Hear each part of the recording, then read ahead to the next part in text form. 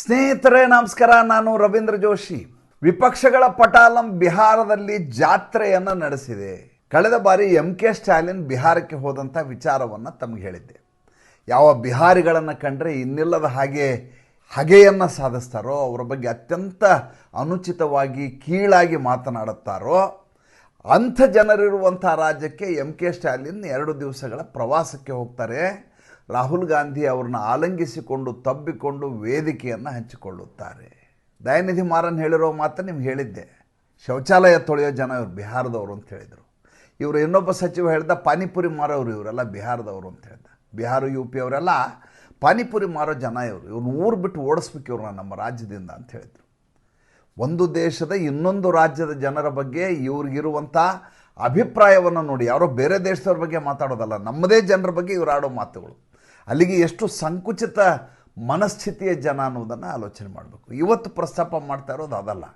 ಪ್ರಸ್ತಾಪ ಮಾಡ್ತಾ ಇರೋದೇನೆಂದರೆ, ಈ ರಾಹುಲ್ ಗಾಂಧಿ ಪಟಾಲಮ್ಮು ಯಾರ್ಯಾರನ್ನು ಕರೆಸ್ಕೊಂಬಂದು ಬಿಹಾರದ ಚುನಾವಣೆಯಲ್ಲಿ ಗೆಲ್ಲಬೇಕು ಅನ್ನುವಂಥ ವ್ಯರ್ಥ ಪ್ರಯತ್ನವನ್ನು ಮಾಡ್ತಾ ಇದೆ ಅಂತ ತಮಗೆ ಹೇಳಬೇಕು ಅನ್ನುವ ನಿಟ್ಟಿನಲ್ಲಿ ನನ್ನ ಈ ಸಂಚಿಕೆ. ಯಾವಾಗಲೂ ಚುನಾವಣೆಯ ಪ್ರಚಾರದ ಸಂದರ್ಭದಲ್ಲಿ ಸ್ಟಾರ್ ಪ್ರಚಾರಕರು ಅಂತ ಬೇರೆ ಬೇರೆಯವ್ರನ್ನ ಕರೆಸ್ಕೋತಾರೆ.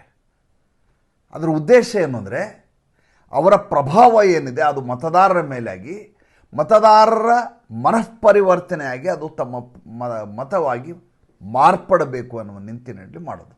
ಕನ್ವರ್ಟಿಂಗ್ ದಿ ವೋಟ್ಸ್ ಅಂತ, ಮತಗಳಾಗಿ ಮಾರ್ಪಾಡಾಗಬೇಕದು. ಈಗ ಯೋಗಿ ಆದಿತ್ಯನಾಥ್ ಅವ್ರನ್ನ ಮಹಾರಾಷ್ಟ್ರದ ಚುನಾವಣೆಗೆ ಕಳಿಸಲಾಯಿತು. ಇನ್ನಿಲ್ಲದ ಹಾಗೆ ಅಭೂತಪೂರ್ವವಾದಂಥ ಗೆಲುವನ್ನು ಮಹಾರಾಷ್ಟ್ರದಲ್ಲಿ ಭಾರತೀಯ ಜನತಾ ಪಾರ್ಟಿ ಗೆಲುವನ್ನು ಸಾಧಿಸಿತು. ನರೇಂದ್ರ ಮೋದಿ ಅವ್ರಿಗೆ ಪಟ್ಟಿ ಕೊಡಲಾಗತ್ತೆ, ನೀವು ಈ ಚುನಾವಣೆ ಸಂದರ್ಭದಲ್ಲಿ ಈ ರಾಜ್ಯಗಳಿಗೆ ಭೇಟಿಯನ್ನು ಕೊಡಬೇಕು, ಈ ಡೇಟ್ಗಿಂತಲ್ಲಿರಬೇಕು, ಈ ಡೇಟ್ಗಿಂತಲ್ಲಿರಬೇಕು, ನೀವು ಹೋಗಿ ಪ್ರಚಾರ ಮಾಡಬೇಕು. ಯಾಕೆಂದರೆ ಅವರು ಹೋಗೋದ್ರಿಂದ ಒಂದಷ್ಟು ಪರ್ಸೆಂಟೇಜ್ ವೋಟುಗಳು ಆಯಾ ಅಭ್ಯರ್ಥಿಗಳ ಲಭ್ಯ ಆಗ್ತಾವೆ. ಆದ್ದರಿಂದ ಅವ್ರನ್ನ ಕರೆಸ್ಕೊಳ್ಳಲಾಗತ್ತೆ. ಅದಕ್ಕಾಗಿ ಖರ್ಚು ಮಾಡಬೇಕಾಗತ್ತೆ, ಕೋಟ್ಯಾಂತರ ರೂಪಾಯಿಗಳನ್ನ ವ್ಯಯಿಸಬೇಕಾಗತ್ತೆ. ಅಂಥ ಕಾರ್ಯಕ್ರಮ ಆಯೋಜನೆ ಮಾಡಲಿಕ್ಕೆ ಬೇಕಾದಂಥ ತಯಾರಿಯನ್ನು ಮಾಡಬೇಕಾಗತ್ತೆ. ಬಟ್ ಇದೆಲ್ಲವೂ ಕೂಡ ಪೂರಕವಾಗಿ ಚುನಾವಣೆಯಲ್ಲಿ ಆಯಾ ಅಭ್ಯರ್ಥಿಗೆ ಸಹಾಯ ಆಗಲಿ ಅಂತ. ಕೆ ಸ್ಟಾಲಿನ್ನು ಬಿಹಾರಕ್ಕೆ ಹೋಗಿ ಯಾವ ಮತಗಳ ಪರಿವರ್ತನೆ ಮಾಡಿರ್ತಾರೆ ದಯವಿಟ್ಟು ನನಗೆ ಹೇಳಿ. ನೀವು ಸಾಧ್ಯವೇ ಇಲ್ಲ. ಅದಾದ ಮೇಲೆ ಹೋದವರು DK ಶಿವಕುಮಾರ್ ಹೋಗಿದ್ರಪ್ಪ ಬಿಹಾರಕ್ಕೆ. ನನಗೆ ನಗು ಬಂತು. ಅಲ್ಲ, ಈ ಮನುಷ್ಯ ಕರ್ನಾಟಕದಲ್ಲಿ ಯಾವುದೋ ಒಂದು ಕ್ಷೇತ್ರಕ್ಕೆ ಹೋಗಿ ಒಂದು 100 ವೋಟ್ ತೊಗೊಂಬರ್ಲಿಕ್ಕೆ ಸಾಧ್ಯ ಇಲ್ಲ. ಕನಕಪುರ ಅನ್ನೋದನ್ನು ತಮ್ಮ ಸಾಮ್ರಾಜ್ಯ ಮಾಡ್ಕೊಂಡಿದ್ದಾರೆ. ರಾಮನಗರ, ಕನಕಪುರ ಸುತ್ತಮುತ್ತ ಓಡಾಡಿ ಮಾಡ್ಬೋದು. ಅದು ಬಿಟ್ಟರೆ ನೀವು ಅವ್ರು ಕರ್ಕೊಂಡೋಗಿ ಗುಲ್ಬರ್ಗಾದಲ್ಲಿ ವೋಟ್ ಕೊಡಿಸು ಅಂದರೆ, ಬಳ್ಳಾರಿಯಲ್ಲಿ ವೋಟ್ ಕೊಡಿಸು ಅಂದರೆ DK ಶಿವಕುಮಾರ್ ವೋಟ್ ಕೊಡ್ಸೋಕ್ಕೆ ಸಾಧ್ಯನಾ? ಕರ್ನಾಟಕದಲ್ಲಿ ನಾ ಹೇಳೋದು, ಬೇರೆ ಯಾವುದೋ ರಾಜ್ಯ, ಆಂಧ್ರ ಪ್ರದೇಶನೋ ತೆಲಂಗಾಣನೋ ಅಥವಾ ಬಿಹಾರನೋ ಅಲ್ಲ. ಬಿಹಾರ ಬಿಡಿ, ಭಾಳ ದೂರ ಆಗೋಯ್ತದು. ಅದು ಪ್ರತ್ಯೇಕ ದೇಶ ಅನ್ನುವ ರೀತಿಯಲ್ಲಿ ಇವರೆಲ್ಲ ನೋಡ್ತಾರೆ. ಏಕೆಂದರೆ ಅಲ್ಲಿ ಹಿಂದಿ ಮಾತಾಡ್ತಾರಲ್ವ. ಹಿಂದಿ ಅನ್ನೋದು ಇವರಿಗೆ ಪರಕೀಯರ ಭಾಷೆ. ಅದು ಇಂಗ್ಲೀಷ್ ಇವ್ರದೇ ಭಾಷೆ. ಯಾಕಂದ್ರೆ ಗುಲಾಮಗಿರಿ ಇದೆಯಲ್ವಾ, ಆ ಗುಲಾಮಗಿರಿ ಇರೋದ್ರಿಂದ ಇಂಗ್ಲೀಷ್ ಇವ್ರ ಭಾಷೆ, ಹಿಂದಿ ಅನ್ನೋದು ಪರಕೀಯರ ಭಾಷೆ. ಹಿಂದಿ ಮಾತನಾಡೋರೆಲ್ಲ ಇವರು ಪರಕೀಯರೇ. ಅವ್ರಿಗೆ ಹೊಡೆಯೋದು, ಬಡಿಯೋದು, ಅವ್ರನ್ನ ಅಟ್ಟಿಸ್ಕೊಂಡು ಹೋಗೋದು, ಕನ್ನಡದ ಹೆಸರಿನಲ್ಲಿ ಅವ್ರ ಮೇಲೆ ದಬಾವಣೆ ಮಾಡೋದು, ದೌರ್ಜನ್ಯ ಮಾಡೋದು, ಇದೆಲ್ಲವನ್ನು ಮಾಡಲಾಗ್ತದೆ, ನಿರಂತರವಾಗಿ ನಡ್ಕೊಂಡು ಬರ್ತಾ ಇದೆ. ಈಗ ರಾಜಕೀಯವನ್ನು ಮಾತಾಡೋಣ. DK ಶಿವಕುಮಾರ್ ಹೋದರು. ಅದಾದ ಮೇಲೆ ಸಿದ್ದರಾಮಯ್ಯನ ಪಟಾಲ ಮುಗಿತು. ಏನು ವಿಚಿತ್ರ ನೋಡಿ. ಸಿದ್ದರಾಮಯ್ಯನವರು ಬಿಹಾರದಲ್ಲಿ ಚುನಾವಣಾ ಪ್ರಚಾರದಲ್ಲಿ ಪಾಲ್ಗೊಳ್ತಾರೆ, ಕಾಂಗ್ರೆಸ್ಸಿನ ಪರವಾಗಿ, ವಿಪಕ್ಷಗಳ ಪರವಾಗಿ. ಏನಂತ ಹೇಳೋಣ ಇದಕ್ಕೆ? ಇಲ್ಲಿ ರಾಜ್ಯದಲ್ಲಿ ಹೊತ್ತಿ ಉರಿತಾ ಇದೆ. ಕರ್ನಾಟಕದಲ್ಲಿ ಇಲ್ಲಿ ಮಾಡಬೇಕಂತ ಕೆಲಸಗಳು 1000 ಇದ್ದಾವೆ. ಅದನ್ನು ಬಿಟ್ಟು ಬಿಹಾರದಲ್ಲಿ ಚುನಾವಣೆಯಲ್ಲಿ ರಾಹುಲ್ ಗಾಂಧಿಯನ್ನು ಗೆಲ್ಲಿಸ್ಕೊಂಬರ್ತೀನಿ ಅಂತ ಸಿದ್ದರಾಮಯ್ಯ ಹೋಗ್ತಾರೆ. ಇವತ್ತು ನಾನು ಪ್ರಸ್ತಾಪ ಮಾಡ್ತಾ ಇರೋದು ಅಖಿಲೇಶ್ ಯಾದವ್ ಎನ್ನುವಂಥ ಪ್ರಭೃತಿಯ ಬಗ್ಗೆ. ಈತ 2 ದಿವಸ ಬಿಹಾರಿಗೆ ಹೋಗಿದ್ದು ಚುನಾವಣಾ ಪ್ರಚಾರ ಮಾಡ್ತೀನಿ ಅಂತ. ನಿಮ್ಗೆ ಗೊತ್ತಿರಲಿ, 2017ರಿಂದ ಬಿಹಾರದಲ್ಲಿ ಸಮಾಜವಾದಿ ಪಾರ್ಟಿಯ ಅಧ್ಯಕ್ಷರ ನೇಮಕಾತಿ ಆಗಿಲ್ಲವು. ಬಿಹಾರದಲ್ಲಿ ಉಪಾಧ್ಯಕ್ಷರಿಲ್ಲ, ಕಾರ್ಯದರ್ಶಿ ಇಲ್ಲ, ಸಂಘಟನೆಯೇ ಇಲ್ಲ. ಬಿಹಾರ, ಉತ್ತರ ಪ್ರದೇಶ ಅಕ್ಕಪಕ್ಕದಲ್ಲಿರುವಂಥ ರಾಜ್ಯಗಳು. ಜೊತೆಗೆ ಇವರದೇ ಸಮುದಾಯದ ಜನ ಅಲ್ಲಿದ್ದಾರೆ, ಯಾದವರು. ಜೊತೆಗೆ ಇವರು ಭಾಳ ಬೇಕಾದಂಥ ಮುಸಲ್ಮಾನರ ಬಾಹುಳ್ಯ ಇರುವಂಥ ರಾಜ್ಯ.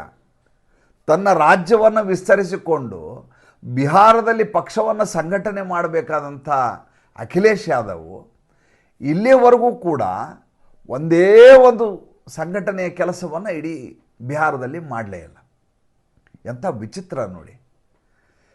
2012ರಲ್ಲಿ ಇವರಪ್ಪ ಅಪ್ಪಿತಪ್ಪಿ ಈತನಿಗೆ ಮುಖ್ಯಮಂತ್ರಿ ಪಟ್ಟವನ್ನು ಎತ್ತಿ ಈತನ ಹರಿವಾಣದಲ್ಲಿ ಕೊಟ್ಟು ಈತನ ಮುಖ್ಯಮಂತ್ರಿ ಮಾಡಿದ್ಬಿಟ್ರೆ ಈತನ ಸಾಧನೆ ಅನ್ನೋದು ಇಲ್ಲಿವರೆಗೂ ಏನೂ ಇಲ್ಲವೇ ಇಲ್ಲ. 2012 ಆದಮೇಲೆ 2017 ಇಲ್ಲ, 2022 ಇಲ್ಲ, 2022ಕ್ಕೆ ಈತ ಗೆಲ್ಲಿಕ್ಕೆ ಸಾಧ್ಯ ಆಗಲಿಲ್ಲ, 2017 ಇಲ್ಲ, 2012 ಇಲ್ಲ. ಯೋಚನೆ ಮಾಡಿ, ಈತನ ಸ್ವಂತ ಅಸ್ತಿತ್ವವೇ ತನ್ನ ರಾಜ್ಯದಲ್ಲಿಯೇ ಇಲ್ಲ. ಅಪ್ಪಿತಪ್ಪಿ ಮೊನ್ನೆ ಲೋಕಸಭಾ ಚುನಾವಣೆಯಲ್ಲಿ 38 ಸ್ಥಾನ ಗಳಿಸ್ಬಿಟ್ರೆ ಹೆಂಗೆ ಅಂದರೆ ಸಂವಿಧಾನವನ್ನು ಗಾಳಿಗೆ ತೂರು ಬಿಡ್ತಾರೆ. ಟಕ್ 8,000 ರೂಪಾಯಿ ದುಡ್ಡು ಕೊಡ್ತೀವಿ, ಈ ರೀತಿಯಾದಂಥ ಷಡ್ಯಂತ್ರವನ್ನು ಮಾಡಿ ಒಂದು 38 ಸೀಟ್, ಅದು ಎಷ್ಟು ಕುಟುಂಬದವರೇ ಜಾಸ್ತಿ, ಅದರಲ್ಲಿ 7 ಜನ ಇವ್ರ ಕುಟುಂಬದವರಿದ್ದಾರೆ. ಆ ರೀತಿ ಗೆದ್ದುಬಿಟ್ರೆ ಅಖಿಲೇಶ್ ಯಾದವ್ ತನ್ನ ವರ್ಚಸ್ಸನ್ನು ಬಳಸಿ ಯಾವುದೋ ಚುನಾವಣೆಯಲ್ಲಿ ಗೆಲ್ಲುವ ಸಾಧ್ಯತೆ ಇಲ್ಲ, ಗೆಲ್ಲಿಸುವ ಸಾಧ್ಯತೆ ಅಂತೂ ಇಲ್ಲವೇ ಇಲ್ಲ. ಆದರೆ ರಾಹುಲ್ ಗಾಂಧಿಗೆ ಅಖಿಲೇಶ್ ಯಾದವ್ ಬಂದು ಇಲ್ಲಿ ಚುನಾವಣಾ ಪ್ರಚಾರ ಮಾಡಲಿ. ಎಂಥ ವಿಚಿತ್ರ ನೋಡಿ. ನಿಮ್ಗೆ ಗೊತ್ತಿರಲಿ, ಈ ಲಾಲು ಯಾದವ್ ಮಗಳನ್ನು ಅಖಿಲೇಶ್ ಯಾದವ್ನ ಸೋದರನಿಗೆ ಕೊಡಲಾಗಿದೆ, ಒಬ್ಬ ಸೋದರನಿಗೆ. ಇವರಿಬ್ಬರು ಬೀಗರು. ಬಹುಶಃ ನನ್ನ ಪಕ್ಷ ಅಲ್ಲಿ ಸಂಘಟನೆ ಮಾಡಿದರೆ ಲಾಲು ಯಾದವ್ ಅವರ RJDಗೆ ತೊಂದರೆ ಆಗತ್ತೆ ಅನ್ನುವಂಥ ಕಾರಣಕ್ಕೋಸ್ಕರ ಸಂಘಟನೆ ಮಾಡಿಲ್ವೋ ಏನೋ, ಅದು ಕಾರಣ ಇದ್ದರೂ ಇರಬಹುದು. ಆದರೆ ರಾಜಕಾರಣದಲ್ಲಿ ಯಾರೂ ನೆಂಟರಲ್ಲ, ಯಾರು ಮಿತ್ರರಲ್ಲ, ಯಾರು ಶತ್ರುಗಳಲ್ಲ ಅಂತ ಹೇಳ್ತಾರೆ ಅನ್ನೋದರಿಂದ ಪಕ್ಷವನ್ನು ಅಲ್ಲಿ ಉಳಿಸ್ಕೋಬೇಕಾದಂಥ ಅನಿವಾರ್ಯತೆ ಈ ಮನುಷ್ಯನಿಗಿತ್ತು. ಈತ ಎಂಥ ವಿಚಿತ್ರ ಮನುಷ್ಯ ಅಂದರೆ, ಈತನ ಪಕ್ಷದ ರಾಷ್ಟ್ರೀಯ ಕಾರ್ಯಕಾರಿಣಿ ನಡೆಯುತ್ತೆ. ಈಗ ಉತ್ತರ ಪ್ರದೇಶದಲ್ಲಿರುವಂಥ ಸಮಾಜವಾದಿ ಪಾರ್ಟಿಯ ಕಾರ್ಯಕಾರಿಣಿ ಎಲ್ಲಿ ಆಗ್ಬೇಕು ಸ್ವಾಮಿ? ಒಂದೋ ಲಖನೌನಲ್ಲಿ ಆಗಬೇಕು, ಇಲ್ಲ ಕಾನ್ಪುರಲ್ಲಿ ಆಗಬೇಕು, ಮಥುರಾದಲ್ಲಿ ಆಗಬೇಕು, ಮೇರಠ್ನಲ್ಲಿ ಆಗಬೇಕು, ಯಾವುದೋ ಒಂದು ನಗರದಲ್ಲಿ ಇವರು ಕಾರ್ಯಕಾರಿಣಿಯನ್ನು ಮಾಡಬೇಕು. ಯಾಕಂದರೆ ಅದಕ್ಕೆಲ್ಲ ಪದಾಧಿಕಾರಿಗಳು ಬರಬೇಕಲ್ವಾ. ಇವರ ಕಾರ್ಯಕಾರಿಣಿಯನ್ನು ಮಾಡಿದ್ದು ಎಲ್ಲಿ ಅಂತಂದರೆ ಕಲ್ಕತ್ತಾದಲ್ಲಿ ಸಮಾಜವಾದಿ ಪಾರ್ಟಿಯ ಕಾರ್ಯಕಾರಿಣಿ ಅಂತ. ಎಲ್ಲಿಯಾದರೂ ಕೇಳಿದ್ದೀರಾ? ಎಲ್ಲಿಯ ಪಶ್ಚಿಮ ಬಂಗಾಳ, ಎಲ್ಲಿಯ ಕಲ್ಕತ್ತಾ, ಎಲ್ಲಿಯ ಉತ್ತರ ಪ್ರದೇಶದ ಲಖನೌನಲ್ಲಿರುವಂಥ ಪಕ್ಷ, ಒಂದಕ್ಕೊಂದು ಸಂಬಂಧವೇ ಇಲ್ಲ. ಅಲ್ಲಿ ಹೋಗಿ ರಾಷ್ಟ್ರೀಯ ಕಾರ್ಯಕಾರಿಣಿಯ ಸಭೆಯನ್ನು ಮಾಡ್ಕೊಂಬಂದರು. ಇದು ಎಕನಾಮಿಕಲ್ ಇದು ವಯಬಲ್ ಅಲ್ಲ, ಅಂದರೆ ಆರ್ಥಿಕವಾಗಿ ಕೂಡ ಲಾಭಕರವಾದದ್ದಲ್ಲ. ಎರಡನೇದು ಕಾರ್ಯಕರ್ತರಿಗೂ ಅನುಕೂಲಕರವಲ್ಲ. ಇಲ್ಲಿಂದ ಕಲ್ಕತ್ತಾಗೆ ಹೋಗಿ ಸಭೆ ಮಾಡೋ ಬದಲು ಎಲ್ಲಾದರೂ ಸಭೆ ಮಾಡಿದರೆ ಬರುವ ಸದಸ್ಯರ ಸಂಖ್ಯೆ, ಕಾರ್ಯಕಾರಿಣಿ ಸಮಿತಿಯ ಸದಸ್ಯರ ಸಂಖ್ಯೆ ಜಾಸ್ತಿ ಆಗಿರೋದು ಪಕ್ಷವನ್ನು ಬಲವರ್ಧನೆಗೊಳಿಸ್ಲಿಕ್ಕೆ ಸಾಧ್ಯ ಆಗ್ತಿತ್ತು. ಇವ್ರದ್ದೊಂದು ರ್ಯಾಕೆಟ್ ಇದೆ. ಏನಂತಂದರೆ, ಸರಿಯಾಗಿ ಚುನಾವಣೆ ಒಂದು 6 ತಿಂಗಳಿರುವಾಗ ಇದ್ದಕ್ಕಿದ್ದ ಹಾಗೆ ಒಂದು 500,000 ಜೀಪ್ಗಳು ಇಡೀ ಉತ್ತರ ಪ್ರದೇಶದಲ್ಲಿ ಓಡಾಡಲಿಕ್ಕೆ ಶುರು ಆಗ್ತವೆ. ಅದ್ರ ಮೇಲೆ ಒಂದು ಕೆಂಪು ಝಂಡ ಹಾಕಲಾಗತ್ತೆ. ನಿಮ್ಗೆ ಗೊತ್ತಲ್ಲ, ಅವರ ಚಿಹ್ನೆ ಇರುವಂಥ ಒಂದು ಝಂಡ ಹಾಕಲಾಗತ್ತೆ. ಒಂದಷ್ಟು ಜನ ಜೀಪಿನ ಬಾನೆಟ್ ಮೇಲೆ ಕೂತ್ಕೊಂಡು ಒಂದು ಸ್ಪೀಕರ್ ಹಾಕ್ತಾರೆ. ಇಡೀ ಊರಿನೆಲ್ಲ ಓಡಾಡಲಿಕ್ಕೆ ಶುರು ಮಾಡ್ತಾರೆ. ಹೇಳ್ತಾರೆ ಅಖಿಲೇಶ್ ಯಾದವ್ ಬರ್ತಾ ಇದ್ದಾರೆ, ಮುಂದಿನ ಬಾರಿ ನಮ್ಮದೇ ಬಾರಿ ಅಂತ ಎಲ್ಲ ಕಡೆ ಹೇಳ್ಕೊಂಡು ಓಡಾಡ್ತಾರೆ. ಧಮಕಿಯನ್ನು ಹಾಕ್ತಾರೆ. ಇವರ ಸಂಪೂರ್ಣವಾದಂಥ ಶಕ್ತಿಯನ್ನು ಉಡುಗಿಸಿದ್ದೇ ಯೋಗಿ ಆದಿತ್ಯನಾಥ್. ಯೋಗಿ ಆದಿತ್ಯನಾಥ್ ಏನು ಮಾಡ್ತಾರೆ, ಇವರು ಈ ರೀತಿ ಜೀಪಲ್ಲಿ ಏನೋ ಹೋಗ್ತಾ ಇದ್ರಲ್ಲ, ಎಲ್ಲೆಲ್ಲಿ ಇವರ ಗಾಡಿಗಳು ಟ್ರಾಫಿಕ್ ವೈಲೇಷನ್ ಮಾಡಿದವೋ ಆಯಾ ಸ್ಟೇಷನಲ್ಲಿ ಅಲ್ಲೇ ನಿಂತು ಅಲ್ಲೇ ಮೊಕದ್ದಮೆಯನ್ನು ದಾಖಲು ಮಾಡಬೇಕು ಅಂತ ಕಳೆದ ಬಾರಿ ಮಾಡಿದರು. ಆವಾಗ ಇವರು ಆಟಾಟೋಪ ಒಂದು ಸ್ವಲ್ಪ ಕಡಿಮೆ ಆಯಿತು. ಈಗ ಚುನಾವಣೆಯನ್ನು ಗೆಲ್ಲಿಸ್ತೀನಿ ಅಂಥೇಳಿ, ರಾಹುಲ್ ಗಾಂಧಿಯನ್ನು ಗೆಲ್ಲಿಸ್ತೀನಿ ಅಂಥೇಳಿ ಈ ಮನುಷ್ಯ ಈಗ ಬಿಹಾರದಲ್ಲಿ ಓಡಾಡ್ತಾ ಇದ್ದಾರೆ. ಏನಾಗುತ್ತೆ ಕಾದು ನೋಡೋಣ. ಸಂಚಿಕೆ ಇಷ್ಟ ಆಗಿದ್ದರೆ ಲೈಕ್ ಮಾಡಿ, ಫಾಲೋ ಮಾಡಿ, ಶೇರ್ ಮಾಡಿ. ದಯವಿಟ್ಟು ನಮ್ಮ ಮುಕ್ತ ಪತ್ರಿಕೋದ್ಯಮಕ್ಕೆ ಆರ್ಥಿಕವಾಗಿ ಬೆಂಗಾವಲಾಗಿ ನಮಸ್ಕಾರ.